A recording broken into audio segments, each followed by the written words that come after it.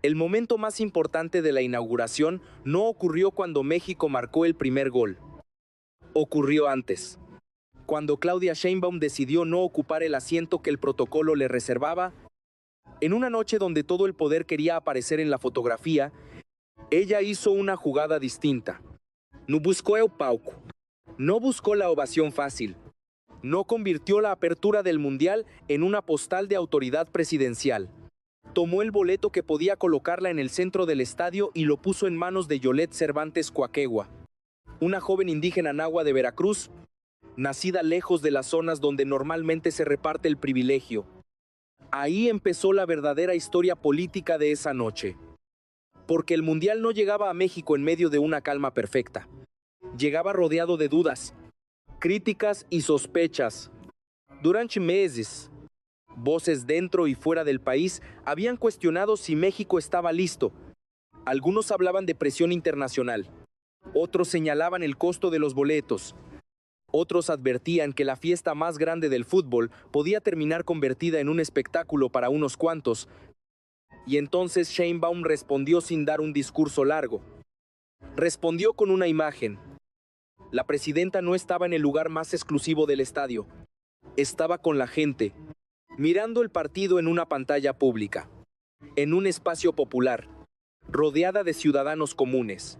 Mientras las cámaras del mundo seguían el ruido de 80,000 voces cantando el himno, ella colocaba otra pregunta sobre la mesa. ¿Quién tenía derecho a vivir el Mundial desde adentro? Ese fue el movimiento estratégico. No competir con FIFA en el terreno del espectáculo. No pelear con la prensa internacional desde la defensiva. No explicar México con cifras frías. Sheinbaum eligió disputar el símbolo. Si el Mundial podía ser visto como una maquinaria de dinero, ella intentó mostrarlo como una puerta abierta. Si la inauguración podía convertirse en una celebración de élites, ella la transformó en una escena de inclusión. Y cuando México venció 2-0 a Sudáfrica, la noche dejó de ser solamente deportiva. El resultado encendió al estadio. La audiencia mundial convirtió el partido en un fenómeno. Las calles vacías y las plazas llenas demostraron que el país entero estaba mirando. Pero la imagen que reorganizó la lectura política fue otra: una presidenta fuera del palco y una joven indígena ocupando un lugar que el viejo poder jamás le habría entregado. Por eso la pregunta ya no era solo si México había ganado el partido. La pregunta era si Sheinbaum acababa de ganar la narrativa del Mundial. Para entender por qué ese gesto tuvo tanta fuerza, hay que mirar el terreno donde se produjo. México no llegaba a la inauguración como un país simplemente preparado para una fiesta. Llegaba como un país observado, medido, discutido, cada obra, cada operativo, cada decisión logística y cada palabra de Claudia Sheinbaum era leída bajo una pregunta incómoda. ¿Podía México sostener el peso simbólico de abrir el Mundial frente al planeta? Esa pregunta no era menor, porque una inauguración mundialista no es un partido más. Es una vitrina de Estado. Es una prueba de organización, seguridad, diplomacia, imagen pública y control narrativo. Si algo falla, el fracaso no se queda en el estadio. Se proyecta hacia afuera, se vuelve portada, se vuelve sentencia, se vuelve una marca política difícil de borrar. Por eso la presión sobre Sheinbaum era doble. Por un lado, estaba la presión internacional. Medios deportivos, analistas y sectores vinculados al fútbol global querían saber si México podía estar a la altura de una Copa del Mundo expandida, más comercial, más vigilada y más exigente que cualquier edición anterior. Por otro lado, estaba la presión interna. El país quería celebrar, pero también quería sentirse incluido. Quería ver a México en el centro del mundo, pero no quería que esa centralidad quedara secuestrada por boletos caros, zonas VIP y una estética de privilegio. Ahí aparecía el riesgo político que el Mundial fuera percibido como una fiesta nacional organizada sobre una frontera invisible entre quienes podían entrar y quienes solo podían mirar desde lejos. Sheinbaum entendió ese peligro, y por eso su decisión de no sentarse en el palco no puede leerse como un detalle sentimental. Fue una respuesta al contexto. Fue una maniobra para cambiar el eje de la discusión. En lugar de permitir que la noche se resumiera en protocolo, celebridades y tribunas exclusivas, colocó una historia humana en el centro. Una joven indígena nahua ocupando el asiento presidencial era una imagen demasiado fuerte para ser ignorada. Pero esa imagen crecía todavía más por el tipo de mirada que estaba encima de México. No hablaban solo los medios locales, esa noche. Observaban redacciones acostumbradas a no impresionarse fácilmente. El New York Times no mira un evento así como una fiesta deportiva cualquiera. Cuando decide destacar un hecho, lo traduce para élites políticas, económicas y culturales de todo el mundo. L'Equipe llega con otra autoridad, la del periodismo deportivo europeo, que ha visto campeones caer, leyendas nacer y ceremonias vender grandeza sin conseguirla. La Gaceta dello Sport trae la memoria italiana del fútbol como herencia, archivo emocional y conversación entre generaciones. Por eso sus reacciones importaban. México no estaba tratando de convencer a espectadores ingenuos, estaba bajo la mirada de cronistas que ya habían visto casi todo. Y en ese escenario, Claudia Sheinbaum necesitaba algo más que una inauguración correcta. Necesitaba una inauguración que respondiera a la duda con una imagen irreversible. La ceremonia hizo una parte del trabajo. La música ancestral, las lenguas originarias, la energía global. La mezcla entre identidad local y espectáculo internacional, todo eso construía un relato de país. El estadio hizo otra parte. 80,000 personas cantando al mismo tiempo no eran solo público, eran una demostración sonora de pertenencia. Pero la decisión de Sheinbaum añadió la pieza política que faltaba. Mientras el mundo veía un estadio histórico, ella señalaba quién debía entrar en esa historia. Mientras la prensa medía el tamaño del evento, ella redefinía el significado de la presencia. Mientras FIFA administraba la maquinaria global del torneo, la presidenta buscaba apropiarse del sentido nacional de la noche. Ese era el verdadero tablero de poder. No se trataba únicamente de vencer a Sudáfrica. Se trataba de vencer la sospecha. La sospecha de que México no estaba listo. La sospecha de que el mundial sería ajeno para millones. La sospecha de que el gobierno solo acompañaría el espectáculo sin intervenir en su significado. Y cuando la noche avanzó, esas sospechas comenzaron a perder fuerza. El país no parecía improvisado. El estadio no parecía desbordado. La ciudad no parecía indiferente. La prensa internacional no encontró una apertura menor, sino una escena de escala global. Y Sheinbaum no apareció como una figura decorativa, sino como una presidenta que había calculado dónde estar y, sobre todo, dónde no estar.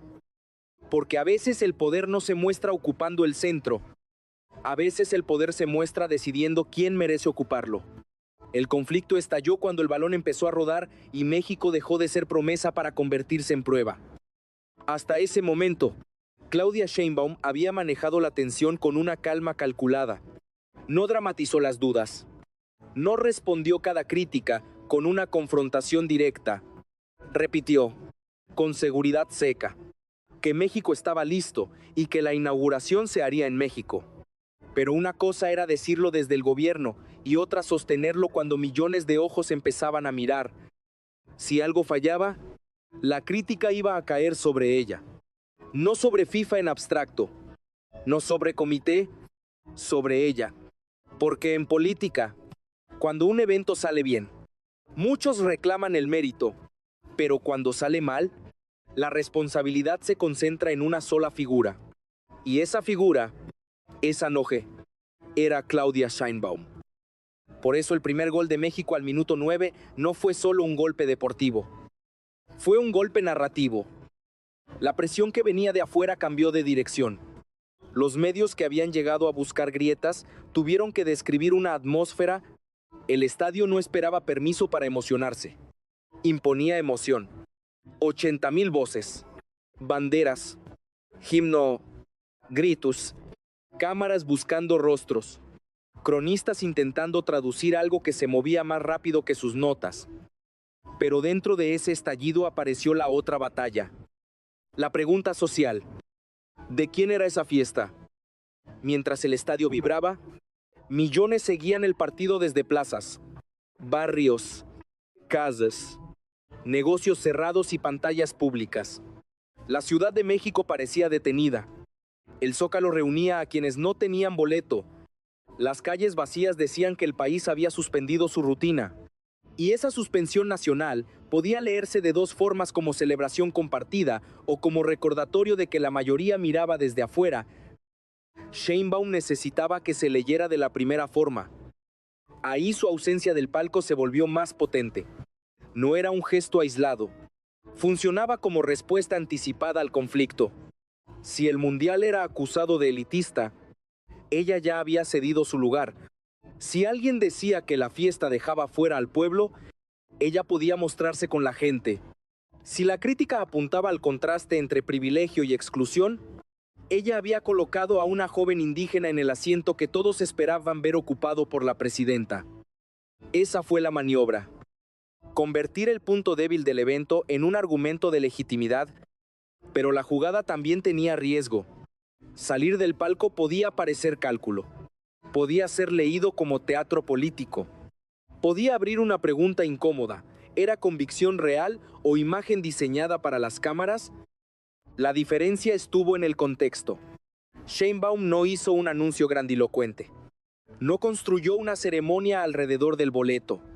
No pidió que el gesto sustituyera al partido. Dejó que la imagen circulara dentro de una noche más grande que ella. Y eso le dio fuerza. En política, un símbolo demasiado explicado se desgasta. Un símbolo que aparece en el momento exacto atraviesa la conversación. Mientras tanto, FIFA seguía en su propio juego. Para la organización, la inauguración era producto televisivo, negocio de audiencias, patrocinadores y derechos. Para México, era una prueba de identidad.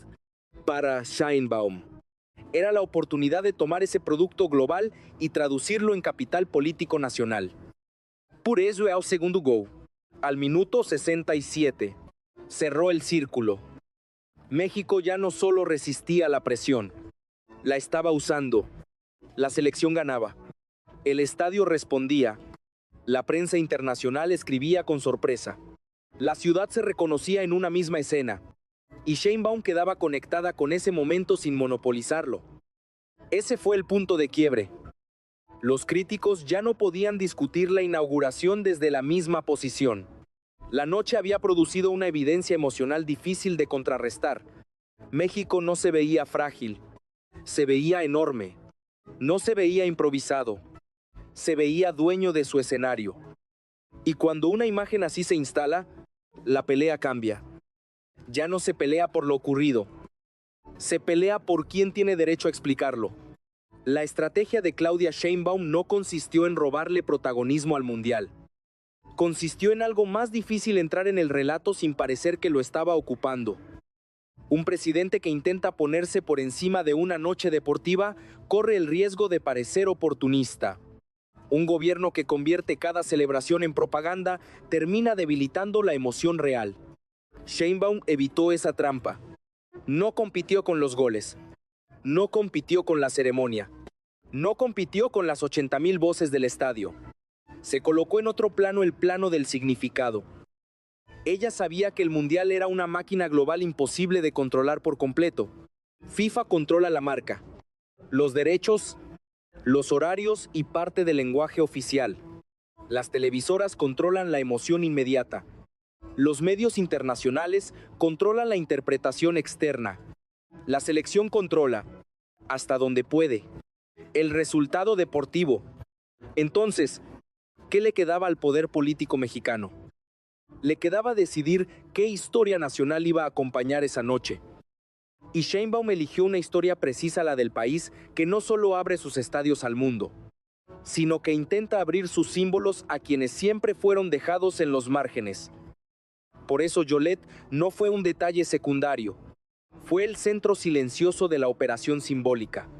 Una joven indígena nahua en el lugar de la presidenta cambiaba la composición de la imagen. El asiento ya no representaba jerarquía, representaba traslado de legitimidad. El poder cedía espacio, pero no desaparecía. Al contrario, se fortalecía porque parecía reconocer que el centro no debía pertenecer siempre a los mismos. Ese gesto comunicaba varias cosas al mismo tiempo.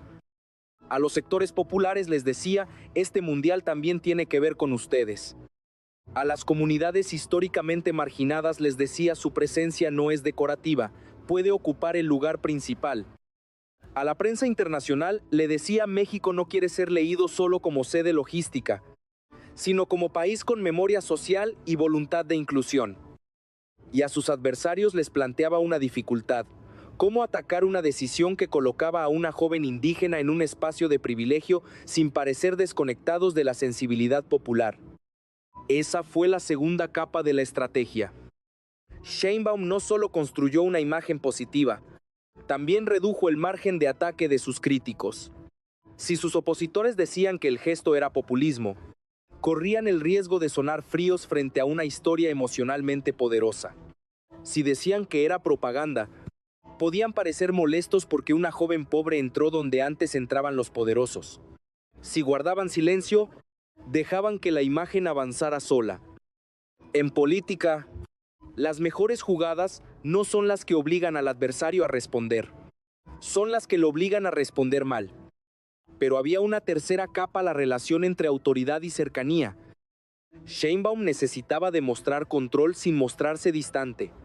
Necesitaba proyectar estabilidad sin encerrarse en la burbuja presidencial. Necesitaba aparecer como jefa de Estado ante el mundo y como presidenta cercana ante su propio país. Si se acercaba demasiado, podía parecer informal. Si se alejaba demasiado, podía parecer ajena. Su solución fue dividir la escena: el Estado cumplía en el estadio, la presidenta se mezclaba con la gente. Así la operación se volvía doble. México, como Estado, organizaba una inauguración vista por millones. Sheinbaum, como figura política, se ubicaba junto a quienes normalmente no acceden al centro del espectáculo. El resultado fue una narrativa de dos niveles: grandeza internacional y pertenencia popular. Ese equilibrio explica por qué la decisión tuvo tanta carga. Porque no fue solo una renuncia al boleto, fue una forma de responder a la pregunta más peligrosa que rodeaba al mundial: si la fiesta era para todos o solo para quienes podían pagarla. Y aquí aparece el punto más interesante. Sheinbaum no resolvió esa contradicción material. Los boletos seguían siendo caros. FIFA seguía siendo FIFA. El negocio global seguía intacto, pero en política, muchas batallas no se ganan eliminando una contradicción, sino administrando la forma en que esa contradicción es percibida. Ella no podía convertir el mundial en un evento completamente popular, pero sí podía impedir que la noche inaugural quedara dominada por la imagen de exclusión. Ese fue su movimiento más fino. Tomó un evento comercial, lo rodeó de un gesto social y dejó que la victoria deportiva amplificara el mensaje. Por eso el 2-0 importó tanto. Sin victoria, el gesto habría quedado aislado. Con victoria, el gesto se integró a una noche de orgullo. Sin el estadio encendido, la imagen podía parecer pequeña. Con el país paralizado, se convirtió en parte de una emoción colectiva. La jugada de Sheinbaum fue entender que el poder contemporáneo no solo gobierna decisiones, gobierna escenas. Y esa noche, cada escena empujaba hacia la misma conclusión: México estaba siendo observado, pero también estaba aprendiendo a observarse a sí mismo desde otro lugar. La consecuencia más inmediata de esa noche fue que Claudia Sheinbaum consiguió mover el debate. Antes de la inauguración, la conversación giraba alrededor de la duda. ¿Estaba México listo? ¿Podía manejar la presión? ¿Sería una fiesta popular o una vitrina cerrada para turistas, patrocinadores y élites? Después del 2-0, esas preguntas no desaparecieron, pero quedaron desplazadas por una evidencia más poderosa. México había entregado una noche que el mundo no pudo ignorar. Ese cambio es clave, porque en política no siempre gana quien elimina las críticas. Muchas veces gana quien obliga a sus críticos a discutir desde un terreno nuevo. Y eso fue lo que ocurrió. La prensa internacional ya no podía escribir solo sobre incertidumbre. Tenía que hablar del estadio, del himno, de la ceremonia, de la audiencia, de las calles paralizadas, de la lluvia, de la gente que no se fue del Zócalo, de un país que parecía haber sincronizado su respiración con un partido. Sheinbaum no necesitaba declarar victoria. La escena lo hacía por ella. Pero esa victoria narrativa también abrió una etapa más difícil. Porque después de una primera noche tan intensa, el estándar sube. Ya no basta con haber iniciado bien. Ahora México queda obligado a sostener la imagen que produjo. Cada operativo de seguridad, cada partido, cada problema de transporte, cada queja de visitantes, cada tensión con FIFA o con la oposición puede ser leído como una prueba de si aquella noche fue el comienzo de una transformación o solo un destello emocional. Ahí aparece el futuro político del Mundial. Para Sheinbaum, la inauguración puede convertirse en capital simbólico si logra mantener 3 líneas al mismo tiempo: organización, inclusión y orgullo nacional. Si una de esas líneas se rompe, el relato se debilita. Si la organización falla, volverán las dudas sobre la capacidad del Estado. Si la inclusión se percibe como montaje, crecerá la acusación de propaganda. Si el orgullo nacional se convierte en exceso triunfalista, sus adversarios intentarán presentarla como una presidenta que confunde emoción con resultados. Por eso la noche del 11 de junio no fue un cierre. Fue una apertura. Una apertura deportiva. Sí, pero también una apertura política. Sheinbaum obtuvo una imagen poderosa, pero ahora debe administrarla. Y eso exige algo más complejo que aparecer bien en una fotografía. Exige convertir un momento emocional en continuidad de gobierno. La oposición lo sabe. Por eso su margen de respuesta queda dividido. Puede criticar el costo del Mundial, puede señalar contradicciones sociales, puede hablar de prioridades nacionales, puede preguntar si un país con problemas de seguridad y desigualdad debe celebrar con tanta intensidad un evento global. Esas críticas tienen espacio, pero chocan con una dificultad millones de mexicanos vivieron esa noche como propia. Y atacar frontalmente una emoción colectiva puede salir caro. Sheinbaum, en cambio, tiene una ventaja temporal. Puede usar la inauguración como punto de referencia.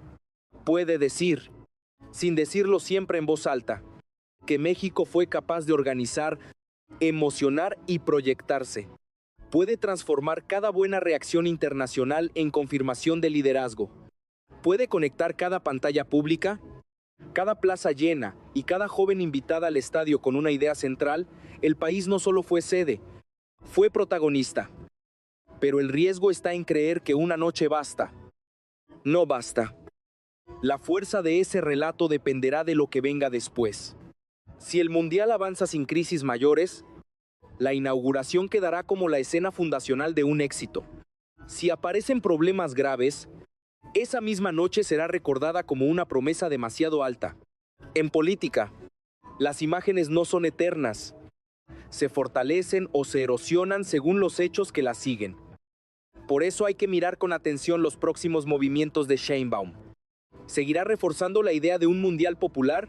¿Abrirá más espacios para jóvenes, comunidades y barrios? ¿Permitirá que la narrativa quede en manos de FIFA o insistirá en traducir cada momento global en un mensaje nacional?